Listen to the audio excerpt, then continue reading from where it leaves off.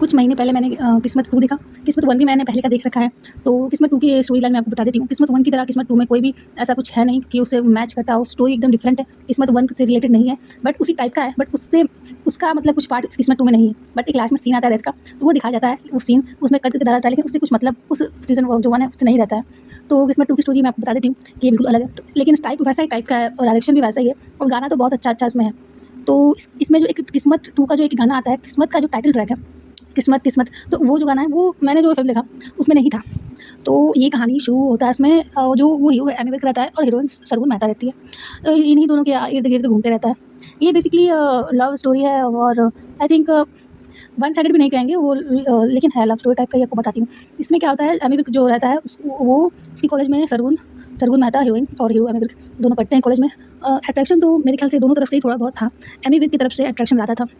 Amy Virk बाद में propose भी करता है, लेकिन जो टाइमिंग था प्रपोज़ करने का वो गलत रहता है, क्योंकि जब वो प्रपोज़ करता है उसी दिन उसके घर पर लड़के वाले आए हुए रहते हैं शादी के लिए, अरेंज मैरिज। और उसकी मम्मी पापा को ये था कि शादी कर ले, पैसे वाला, फ्यूचर अच्छा है वहाँ। और जो एमी विर्क था उसका वैसा कुछ नहीं रहता है, कुछ मतलब फ्यूचर का कुछ सीन ही बढ़िया नहीं रहता है। और जो लड़का था वो बहुत अच्छा था और सब हर तरीके से ही अच्छा था। तो सरगुन जो है अरेंज मैरिज करती है और कर लेती है। एमी विर्क प्रपोज़ करता है, उसको बोलता है कि चलो चलते हैं, बाहर जाते हैं। तो सरगुन बोलती है कि मेरी शादी होने वाली है, कुछ ही दिनों में शादी है मेरी, मैं कैसे ये नहीं कर सकती हूँ। तो उसके बाद शादी कर लेती है। शादी करने के बाद वो जैसे एक अरेंज मैरिज में होता है तो जो मेमोरीज़ था सरगुन की बहुत सारी अपने हस्बैंड के साथ बनी और एक अटैचमेंट हो जाता है, सब चीज़ होता है। तो वो आई थिंक उसको हो गया था और एमी विर्क का तो बस जितने दिन तक वो उसके साथ था वही मेमोरी लेकर ही चला था। तो बस उसके दिमाग में यही था। फिर उसके बाद सरगुन मेहता का जो हस्बैंड थे वो उनका डेथ हो जाता है।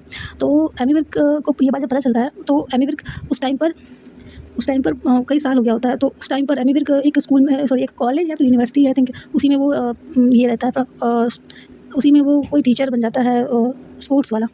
उसमें एक लड़की भी रहती है उस यूनिवर्सिटी में, वो मेडिकल की पढ़ाई कर रही होती है। उस लड़की को प्यार हो जाता है एमी विर्क से। वो चाहती है कि वो उन लोगों का कुछ हो जाए, बट एमी विर्क तो सरगुन मेहता के लिए ये था कि ये रहेगी नहीं रहेगी तो अकेले ही ज़िंदगी बिताना है। तो ऐसा टाइप का सीन था एमी विर्क का।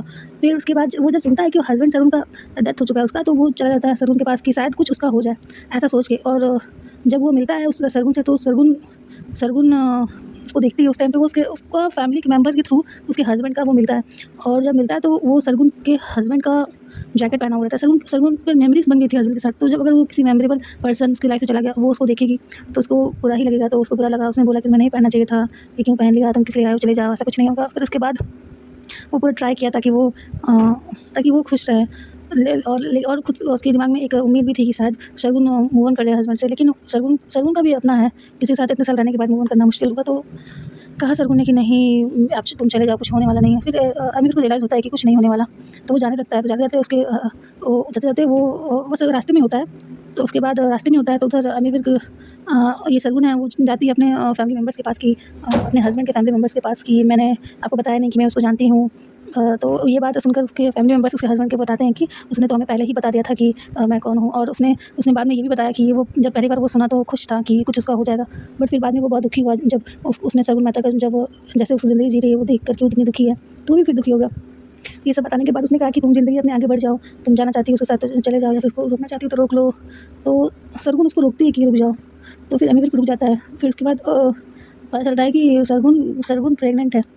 तो उसके बाद उसका सरगुन एमी विर्क जाता है हॉस्पिटल। तो वो केक वेक और गुब्बारा उसको दिखाता है, ये करता है, सेलिब्रेट करता है, पूरा मंगा देता है हॉस्पिटल के बाहर ही।